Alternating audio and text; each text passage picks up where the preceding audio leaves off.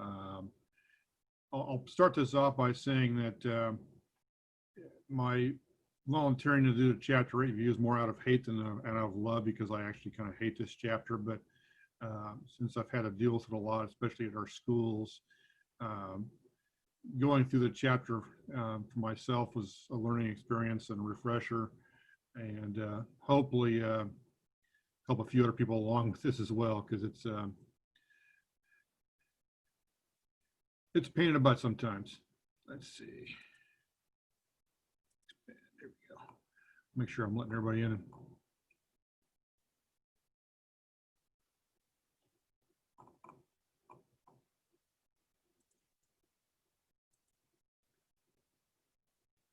Okay. I think the waiting room shut off, so everybody should be able to get in. All right, let's get started. Like I said, if you have a question, you can use the chat feature, or you can unmute yourself and just holler out, and we will try to address things, because I really, like I said, it's been a learning process for me, but some of you guys with some more experience or have dealt with special situations may be able to help the group as well. So by all means, make sure you share. If you've got more information, it's better. All right, let's jump over to my presentation here. Okay, you should see the PowerPoint now. So there we go. Chapter 8 goes over interior finishes and wall coverings, that sort of thing. What it doesn't apply to is stuff that's applied directly to the walls and ceilings for the most part. So your wallpapers and all that stuff. There we go. Got more people jumping in the waiting room. All right. So one exception that talks about, I guess the example I want to use is wallpaper. Some things that come up with, in my experience, is like a school where they want to put a big decal on the wall with their mascot or whatever have you, and it's a thin vinyl wall covering. That tends to be allowable. Does not include stuff that's like structural members that were built originally and it met the requirements of the building code.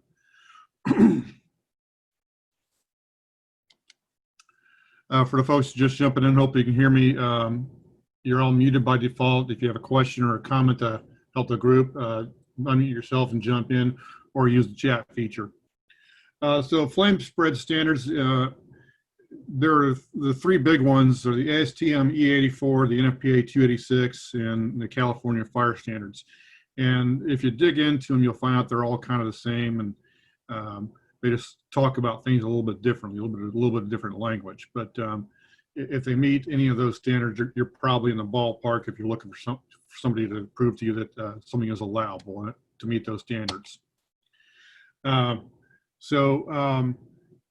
This is how ASTM talks about stuff, your Class A, your Class B, and Class C. And without reading it all to you, you'll see that Class A is the least combustible, and Class C is the most combustible in the allowable limits there. Chapter 803.1.2 correlates the language of NFPA to the ASTM standards. And then from there on, you'll find it pretty much refers back to ASTM. Again, they all pretty much cover the same territory. It's just a slightly different language. So one important thing to highlight in your book, if you haven't done it already, or to bookmark it or whatever, is table 803.3. This is kind of the starting point to decide if someone wants to introduce something into the building, whether it's allowable or not. So you can use the spreadsheet there to decide, first of all, if the building's sprinkled or not, and then correlate it with the type of occupancy you're dealing with, and then find the minimum required flame spread rating for that situation. So an example would be is a couple years back, we had a place come in and the big trend was unfinished barnwood for wall coverings. Well, can I allow this or not? So it's a B occupancy. You slide over, it's sprinkled. and it was in the office. So you'll see that a minimum of Class C rating for a sprinkler location and a B occupancy is C. Well, unfinished barnwood, with a little research, falls into the Class C territory. So in that case, with the sprinkler system, we were able to allow them to use that as a wall covering.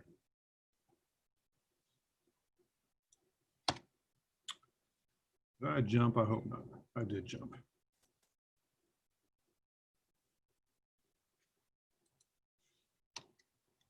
There we go. Okay. 803.4, and I'm trying to do this chronologically through the chapter, although I think it does kind of jump around a little bit. This talks about the allowable use of coatings and paints to treat finishes and surfaces, and it has to comply with NFPA 703. This has been amended by Indiana, as noted by the red, but generally you'll find this in situations. Most common place I've seen it is in electrical rooms where they want to attach a piece of plywood to the wall and then attach all the devices to the plywood. If they didn't have the foresight to buy the pre-treated lumber, then they can paint it with an incandescent paint or such, and then attach it in a situation where it's a non-combustible construction building. And that's kind of the key. Is most of the time you're going to find this where it's non-combustible construction or limited combustible construction, and this isn't a allowable way to get them there. Also run into it sometimes, probably something we can cover a little more later as far as school buildings, but with applying spray coatings to fabrics. But I think this is more dealing with what's attached to the building itself structurally. And that's an example of a textile wall covering. This one talks about being a Class A flame spread index or UL 723, and this is how it is attached to the wall. I think this is more specifically to, maybe this isn't a good example picture, but I see this more like a fabric on a wall as opposed to a wallpaper or such. Foam plastics, I think this should be obvious because the difference between obviously a wallpaper or foam plastic is the introduction of air. When you got a piece of paper up against a wall and try to light it, it's not going to go very easily. But you take the piece of paper away from the wall, it lights easily. In contrast, you put a piece of fat material against the wall, it's got air embedded in it because it's a foam. Well, you've got all the oxygen you didn't have there with you that you have with the didn't have the paper. There's a lot of details in this chapter and how you can research to find out it's right. This is probably going to depend a lot on your situation. Hopefully they can provide you with documentation on what they want to use, that it meets standards, but if they just run down to the hardware store and grab some of this crap and want to throw it on a wall, here's where you can probably say no go. Group I. So kind of morphed group I and I2, I1 in here together. Talks about nursing homes and hospitals.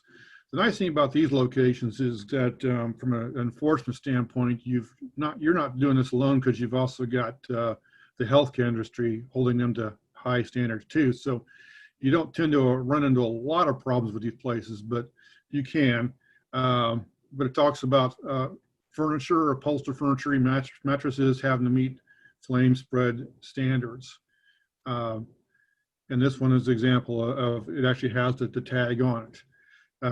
So they have to have the tag that will show you some sort of documentation that those meet standard if they're bringing new stuff in. Close my window, it's chilly out. I3, detention and correctional facilities. A lot of the same stuff, there's a little less wordy on that chapter.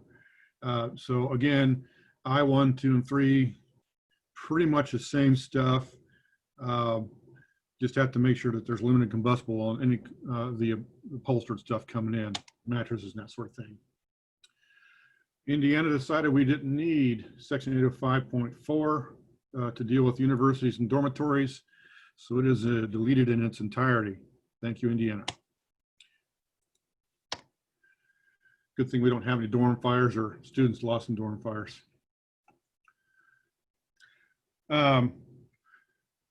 Later on this year, we'll have to deal with the natural cut trees. This is specific to Christmas trees. And the question later on is, what else can you cover with this? But pretty much in A's, E's, I's, M's, and R's, they are prohibited outright unless they are protected by a sprinkler system. And that is a 13 system and a 13D system, not a 13R. So if you get in a situation where it's one of the prohibited R occupancies, but they've got an R and they've got an R system, that still doesn't get them through the gate.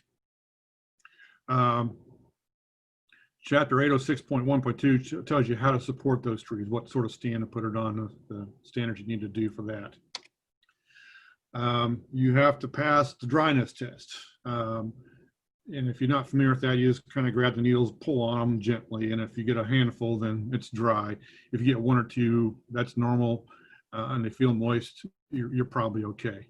All else fails, clip a branch off, run out in the parking lot and hit it with a lighter, see what happens. Indiana added an amendment in on this one, which says the AHJ must be notified 2 days before placing the tree. The big problem is that nobody knows about that requirement. So I don't know that it's a nice standard to have in the code, but it doesn't work real well when nobody ever calls us about it. So we usually find those after the fact. So if you have a good PIO in your area, somewhere in November, it might be good to feed them that particular section of the code and have them blast it out on social media or whatever you've got to let your people know about that. So ran into this last year in our school system. A lot of hay bales and scarecrows in the hallways in the classrooms of our schools.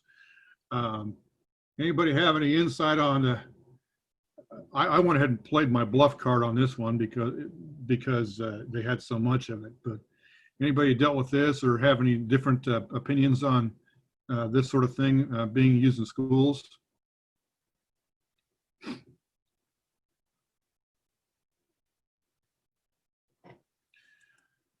I haven't seen my chat pop up. So we got that remedy pretty quick. Artificial vegetation goes back to the old NFPA standards again. A few different ones than we had on the original slide coming in, but all intents and purposes, if they can provide some documentation that it's going to meet an NFPA ASTM standard, just verify it's the right standard, and then you can probably move on. A few other things in Chapter 806. Decorative vegetation cannot block means of egress. I think that's pretty self-explanatory. Nothing can block means of egress, but I've seen some instances where they got stuff on the wall that gets a little big. So you can't be big enough that it blocks means of egress. This should be fairly obvious too. Can't use candles or open flames on or near the decorative vegetation. And no unlisted wiring of lights, no wiring on all metal trees. So again, you can go back to your Christmas trees, look at the light strand and make sure it's got a UL or ASTM or FM label on the electrical cord that they're using. Well, that pretty much, I think everything's gonna be store-bought, but if you get the really crafty person who wants to do some homebrew lighting, then there's your code. The other thing, sidebar here, I'm sure you guys are running into this, the year-round use of the Christmas lights in the classrooms for mood lighting or decorative lighting. Anybody dealt with that or enforced it or told them they can't do that?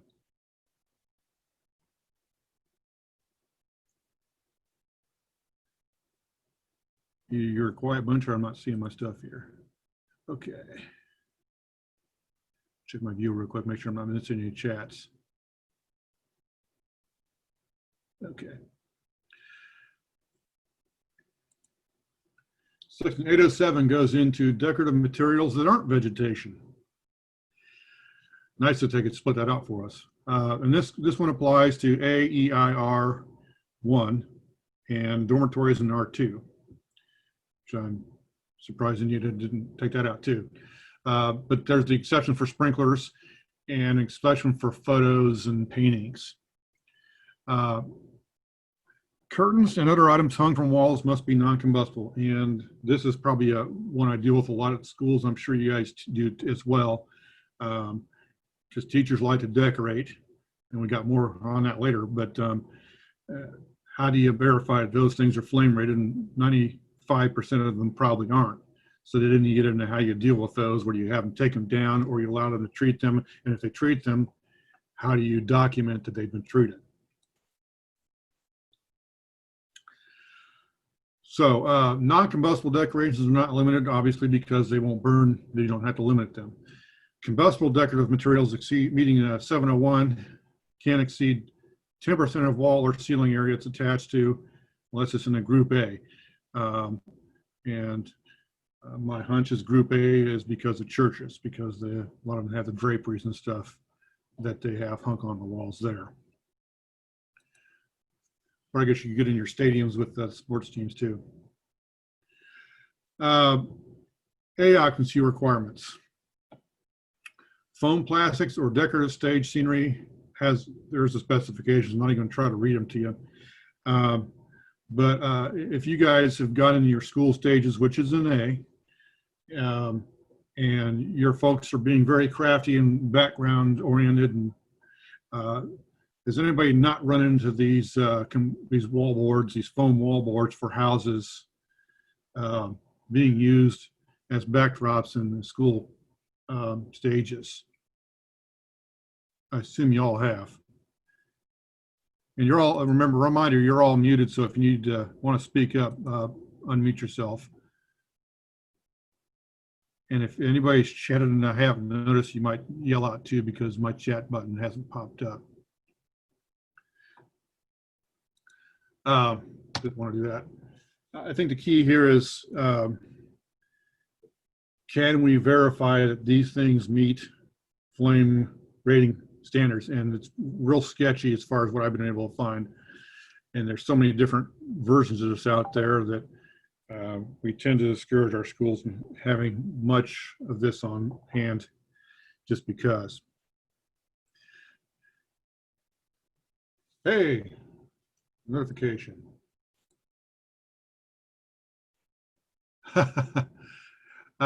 Charles says he ran into Christmas lights used around the entire perimeter of the high school library. Yeah, I understand you correctly that 806.5 would cover that issue. 806.5, I believe, is specific to, let me jump back here, unlisted wiring. So typically your Christmas lights are listed, but your catch there is, if you look on those tags, they are considered temporary wiring. And temporary use tends to be 90 days or less. So you can use that as a point of concern with your schools, because they're intended to be used for a season and then taken back down and not used again until the next season. So my point I've made with schools is, okay, these are listed, but after 90 days, you're supposed to take them down. Otherwise, the liability is all on you, because if that fire starts on day 91, they're not going to take ownership of that. Does that make sense?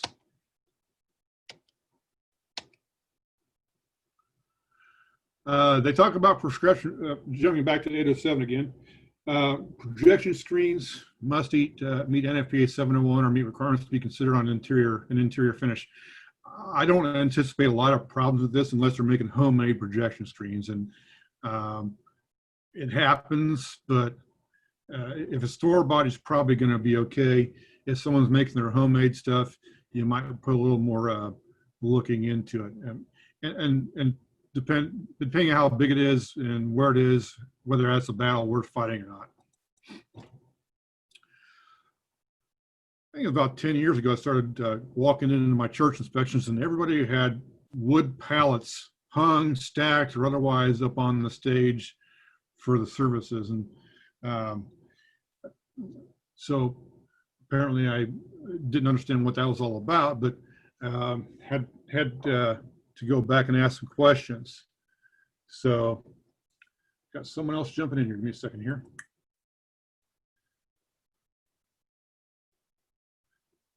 Welcome aboard. So now you got here, it says that that is allowable. And I think that may have been on the previous code edition when I was running into that. But it does say that those things are allowable in this sort of setting.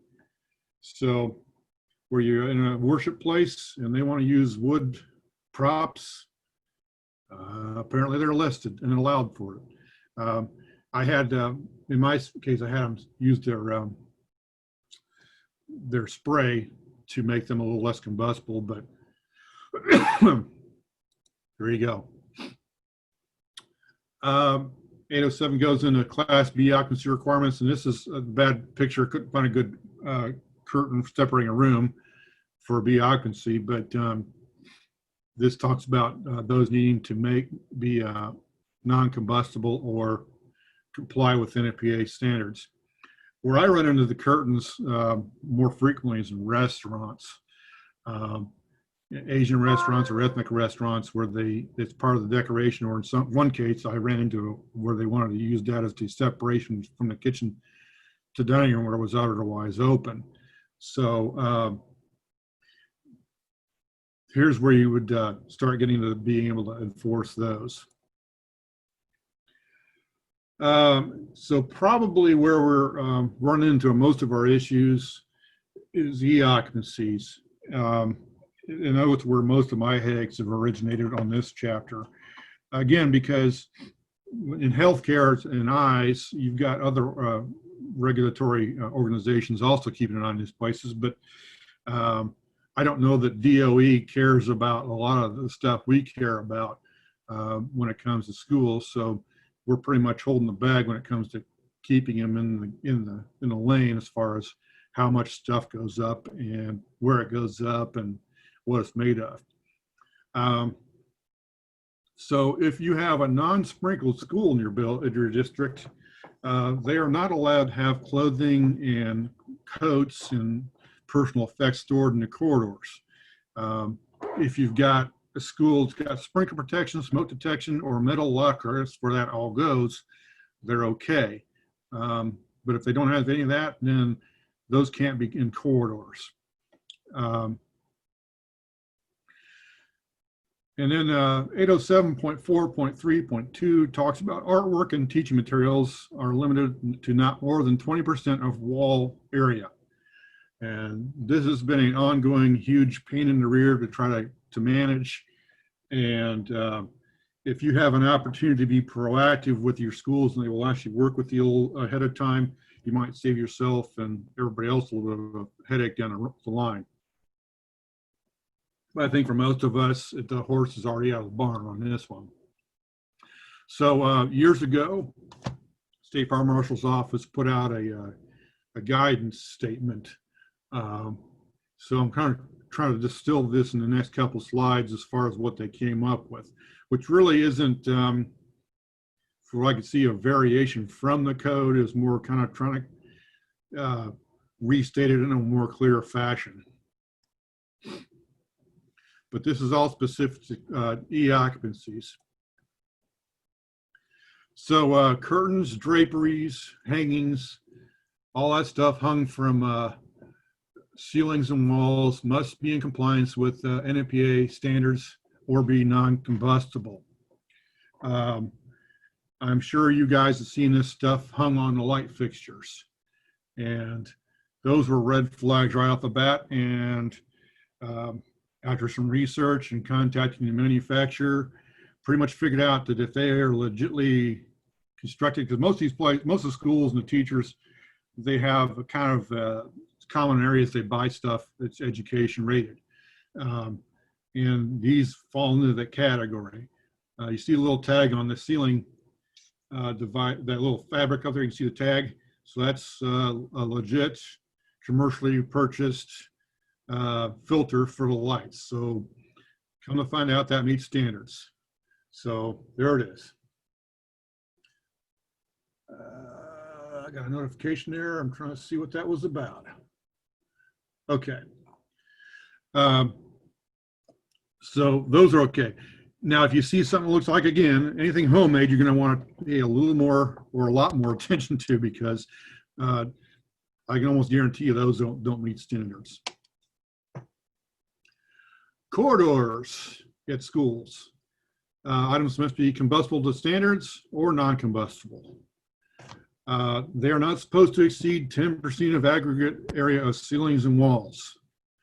And I made a graphic, but I'm not sure, I didn't necessarily take into account ceilings on this, so you'll have to take that with a grain of salt. Someone's got a comment there. Or not. Okay. Yeah, if you have a comment, please jump in and correct me or chime in with any extra information you have. It's like someone fell off and came back. Okay.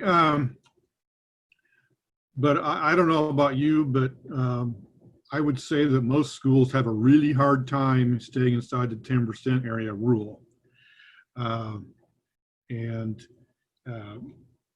try, for me, it's always hard to stand in a hallway and try to visualize what 10% of that is. So in a slide or two, I tried to help with that part of it.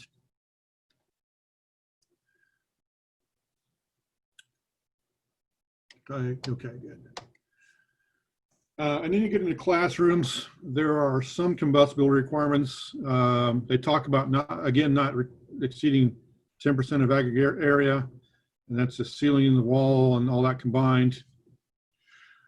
But there's a big but there at the bottom. And I don't like big buts, but I got one right in front of me here. So this, the interpretation by State Fire Marshal came back that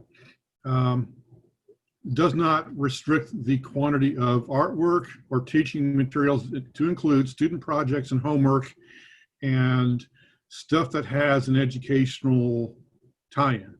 And then we have to kind of scratch our heads and decide when we're looking at something, is this an educational value or not? Now in the background there's the teepee. I didn't construe that to be of an educational purpose. It was a decoration. So that was a thou shalt treat for flame retardancy because it doesn't have a tag. And any of this stuff cannot be of explosive or highly flammable material. And again, what's highly flammable? Is it paper? Is it wood?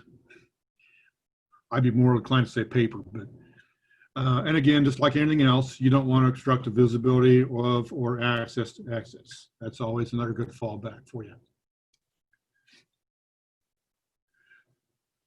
Got another joiner. This picture doesn't necessarily reflect the topic, but it's such a unique violation I ran into. It was a bit of a stretch, but I considered the pumpkin a little bit of a hazard there. This is what happens when you do your inspections during fall break and the building's been empty for a week. So artwork, they do come back and say artwork and teaching materials should be limited on walls to not more than 20% of the wall area, which, okay, we just said that it shall not be limited. And now we're about to not more than 20%. So I don't know that I understand that completely, but that's what it says. Artwork and corridors. So I guess the difference here is 10% for decorations, 20% for artwork and corridors. So where all the student projects and all that stuff get hung up on the wall for the parents and visitors to see if they're allowed in schools ever again because of COVID. They're limited to 20% of the wall area. And that's where I think I messed myself up in the previous slides. The reason I didn't include the ceiling is because it doesn't apply to the 20% rule. And again, cannot be explosive or highly flammable. must not obstruct access to visibility of exits. Also be aware that when you start putting this stuff up in corridors, that it doesn't block your signage, your strobes, your pull stations, and that sort of thing. Seen that a few times. So trying to visualize what does this look like. So if I'm operating on a 10% rule and I'm looking at a wall that's of that dimension, that's kind of what it looks like. I did a 10 foot high by 20 foot long example wall, just to keep it simple. So that's kind of what a 10% looks like in one example, or if they want to take it all the way down the line, that's another version of 10%. I'm thinking 20%, that's more what it's going to look like in a 20% rule.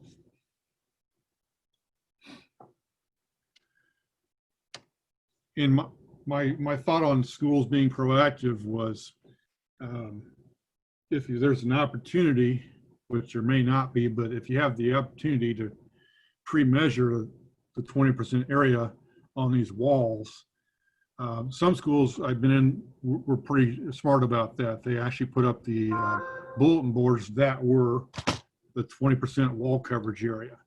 And then we were able, and they were able to enforce that everything had to stay on that bulletin board. And that's a good way to do it if you can manage it. So that may have been a quick breeze through the school stuff. Does anybody have any questions, comments, or concerns about that we should address before we move on? And again, you're muted, so unmute yourself if you need to yell. If not, I will keep on moving. Okay. I's and I2s, combustible decorations must meet the NFPA 701 unless very limited. And when they talk about very limited, they're talking about paintings and stuff, paintings and frames and photos and frames. You know, realistically, how well are those going to burn? They're not. If they have fixed or movable walls and partitions, they are allowed to be considered interior finish, not decorations. Kind of difference between whether it's attached to the wall or whether it's furniture.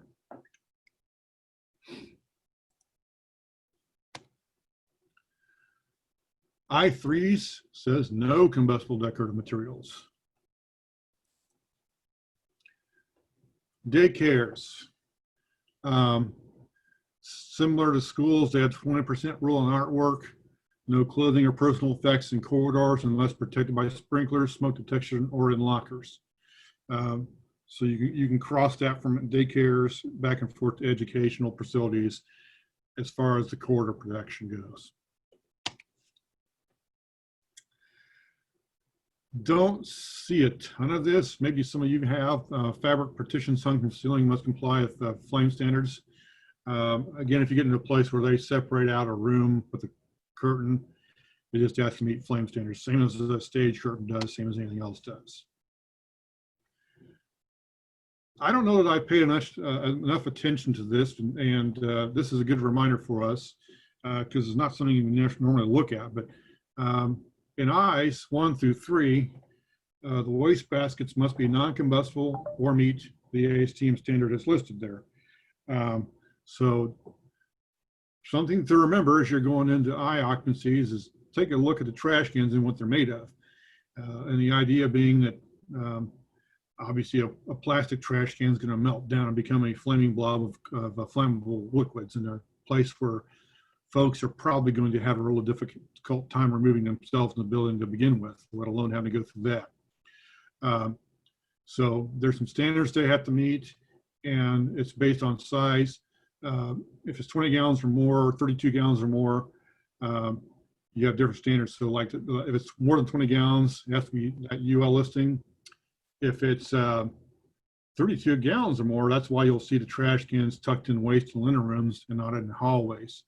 So you see the 55-gallon waste cans with rollers on them out in the hallway, and it's just being left there. That's a problem to be aware of. Chapter 8.2 is not applicable in Indiana. So moving along. 808.3 talks about signs, and specifically foam plastic signs not affixed to interior surfaces. And trying to think of an example of this, I'm thinking probably they're talking about the A-frame signs where you attach a foam type of sign to that, or those little foam board signs they can lay around. So if they have to be attached to the wall, or they had to meet these standards, and they had to be less than 10% of the floor area. I don't think I've personally run into this hardly ever. Combustible lockers. I don't see this very common either. The only time I've seen wooden lockers is in a high-end foo-foo country club in Fishers, and they were sprinkler protected, and they were also expensive to join, so they're the ones who could afford that sort of thing. So you might run into some older buildings where they have still have the wood lockers, but for the most part, I think you're going to see metal. But if you run into wood, here's what they have to be made of. And again, I'm saying wood, but you might run into plastic lockers too. So they have to meet this standard.